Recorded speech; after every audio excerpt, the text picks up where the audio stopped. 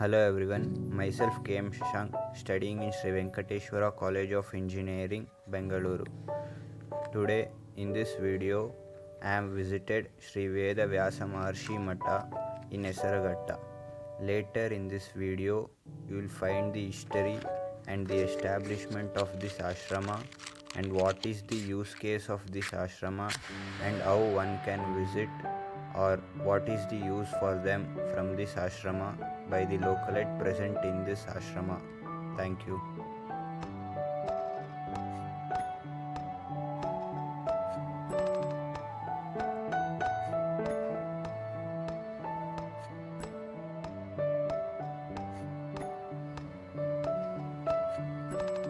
ವೇದವ್ಯಾಸ ಮಹರ್ಷಿ ಮಠ ಅಂತೇಳಿ ಬೇರೆ ಬೇರೆ ಕಡೆ ಆಶ್ರಮಗಳಿವೆ.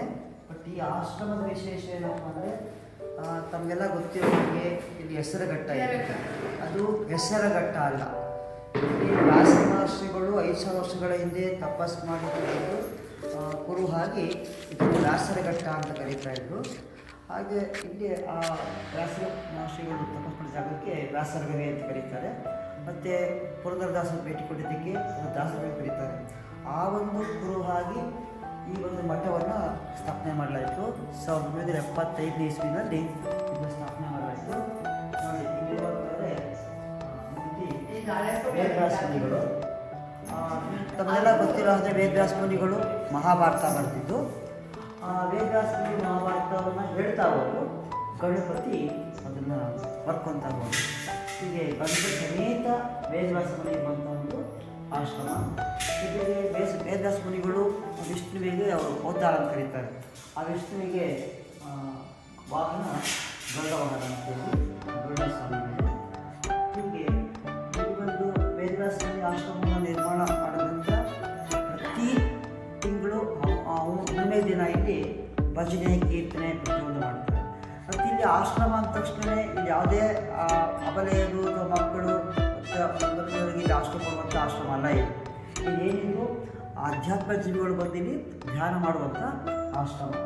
ಹೀಗೆ ಇವತ್ತಿಗೆ ಸುಮಾರು 50 ವರ್ಷ ಆಯಿತು. 50 ವರ್ಷದಿಂದ ಕೂಡ ಎಲ್ಲ ಹಿರಿಯರು ಬರ್ತಾರೆ. ಹುಣ್ಣಿಮೆ ದಿನ ಬಂದು ಅವತ್ತು ಸಂಜೆಯಿಂದ ಬೆಳಗ್ಗೆ 5 ಗಂಟೆವರೆಗೂ ಕೂಡ ಧ್ಯಾನ ಭಜನೆ ಕೀರ್ತನೆ ಮಾಡ್ತಾ ಹೋಗ್ತಾರೆ. ಬರುವಂಥವರಿಗೆ ಇಲ್ಲಿ ಪ್ರಸಾದ. ಮತ್ತು ಇಲ್ಲಿ ಬರುವಂಥವ್ರು ಯಾರೇ ಆಗಲಿ ಪೂಜೆ ಅವ್ರಿಗೆ ಮಾಡ್ಕೊಳ್ಳೋಕೆ ಅವಕಾಶ ಉಂಟು. ನಾವು ಮಾಡ್ಕೊಡ್ತೀವಿ, ಕೂಡ ಮಾಡ್ಕೊಳ್ಬೋದು. ಯಾಕಂದರೆ ಮಾಡ್ತಾರೆ, ಹೊರಗೆ ಬಿಡೋದಿಲ್ಲ, ಮಡಿವಂತಿಕೆ ಮಾಡ್ತಾರೆ.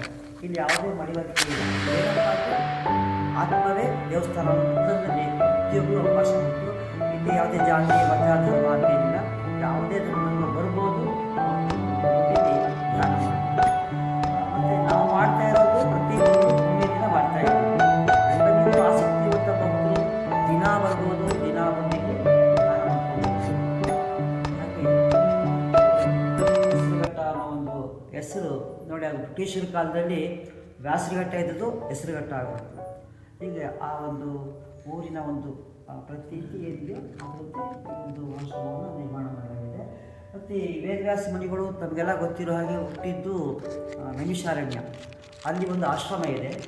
ಆ ಆಶ್ರಮದಲ್ಲಿ ವೇದವ್ಯಾಸ ಮುನಿಗಳದ್ದು ಮೂರ್ತಿ ಮಾತ್ರ ಇದೆ. ಹಾಗೆಯೇ ಅದು ಬಿಟ್ಟರೆ ಶೃಂಗೇರಿಯಲ್ಲೂ ಕೂಡ ಶಂಕರಾಚಾರ್ಯರು ಕೂಡ ವೇದವ್ಯಾಸ ಮುನಿಗಳು ಒಂದು ಪುಟ್ಟ ಆಶ್ರಮವನ್ನು ದೇವಸ್ಥಾನ ನಿರ್ಮಾಣ ಮಾಡಿದ್ದಾರೆ. ಇದು ನಮ್ಮ ಭಾರತ ದೇಶದಲ್ಲೇ 3ನೇ ಆಶ್ರಮ ಇದೆ. ಇದು ವಿಶೇಷ ಏನಪ್ಪ ಅಂದರೆ ಇಲ್ಲಿ ವೇದವ್ಯಾಸ ಮುನಿಗಳು ಗಂಡು ಸಮೇತ ಇದ್ದಾರೆ.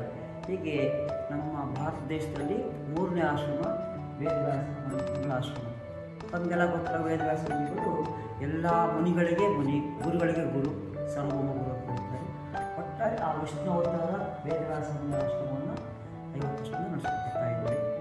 ಸೊ ಭಕ್ತರು ಬರ್ತಿರ್ತಾರೆ.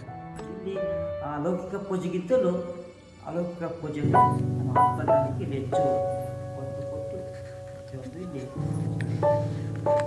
Thank you sir.